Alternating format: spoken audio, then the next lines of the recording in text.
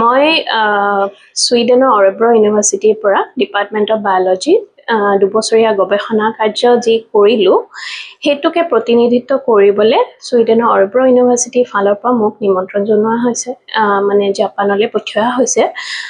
আৰু তাক মানে society of environmental toxicology and chemistry তেখেতসকলৰ যিটো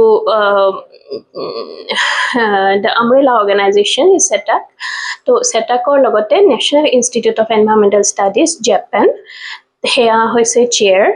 এইবাৰৰ যোনটো 15 বাইএনিয়েল মিটিং হৈ আছে, আৰু along with that over 600 participants and scientists from all over the world তেখেতসকল তাত থাকিব। আৰু এই সুযোগটো পাই নথৈ গৌৰৱান্বিত, আৰু আশা কৰিছোঁ আগলৈকে অসমক ৰিপ্ৰেজেণ্ট কৰিবলৈ সুযোগ পাম বুলি আশা কৰিছোঁ।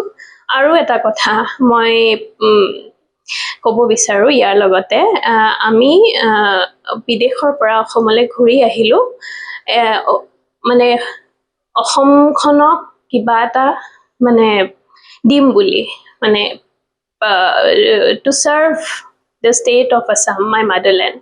সেইকাৰণে মই মোৰ সন্মানীয় শিক্ষামন্ত্ৰী ডাঙৰীয়া আৰু সন্মানীয় মুখ্যমন্ত্ৰী ডাঙৰীয়াক এটা অনুৰোধ জনাব বিচাৰিছোঁ আপোনালোকৰ মাধ্যমেৰে, যে যাতে এনভাইৰনমেণ্টেল ষ্টাডিজ বা এনভাইৰনমেণ্টেল ছায়েন্স বুলি যোনটো ছাবজেক্ট আছে, তাৰ যোনখিনি বেকলগ আনৰিজাৰ্ভ কেটেগৰী যোনখিনি বেকলগ পষ্ট আছে, সেইখিনিক অহাবাৰলৈকে যেতিয়া মুখ্যমন্ত্ৰী ডাঙৰীয়াই যেতিয়া নিয়োগ পত্ৰ যেতিয়া দিয়ে, তেতিয়া আমি আশা কৰিম তাৰে বেকলগখিনি along with that কলেজসমূহত যদি এটাকৈ চেংচন পষ্ট তেখেতসকলে দিব পাৰে, তেতিয়াহ'লে যিখিনি ষ্টুডেণ্ট অলৰেডি ৱেইটিং, যিখিনি সুযোগৰ প্ৰতীক্ষাত ৰৈ আছে, তেখেতসকল একচুৱেলি বহুত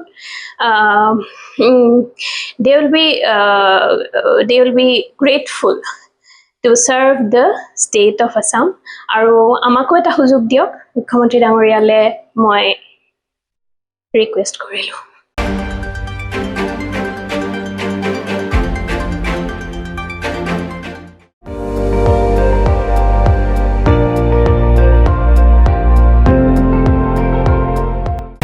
আপুনি চাই আছে ND24, সৰ্বশ্ৰেষ্ঠ নহয় সৰ্বোত্তমৰ দৌৰ।